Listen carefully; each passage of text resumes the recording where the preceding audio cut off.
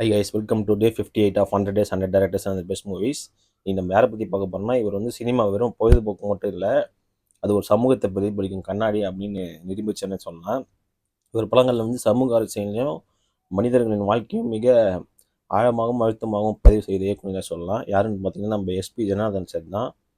அவரை பற்றி தான் பார்க்க போகிறோம். அவரோட பெஸ்ட் படங்கள் தான். ஃபர்ஸ்ட் படம் வந்து இயற்கை. இது வந்து ஒயிட் நைட்ஸ், வெந்நீர் இரவுகள், நம்ம தாஸ்தவெஸ்கியோட நாவலை தழுவி எடுக்கப்பட்ட ஒரு படம். அதில் இருக்கிற அந்த காதல், தனிமை, அந்த காத்திருப்பு அதெல்லாம் எடுத்துக்கிட்டு இவர் வந்து வேற ஒரு பின்னணியில் இந்த கதையை இவருக்கே உரித்தான ஸ்டைலில் சொல்லியிருப்பார்.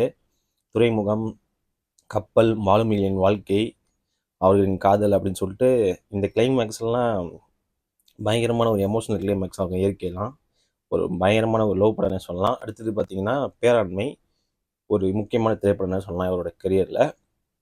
ஜெயம் ரவி கூட சூப்பராக நடிச்சிருப்பார். இது சன் டிவியில் அடிக்கடி போடுவாங்க.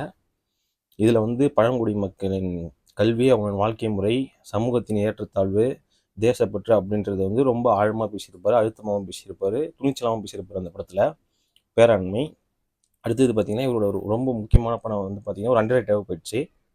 அது என்ன படம்னு பார்த்தீங்கன்னா புறம்போக்கு என்கிற பொது உடைமை என்ற படம். இதில் வந்து இந்த மரண தண்டனை, அரசியல், முதலாளித்துவம், சமூக ஏற்றத்தாழ்வு இதை பற்றிலாம் தைரியமாக எதிர்த்து கேள்வி கேட்ட ஒரு படம்னே சொல்லலாம்.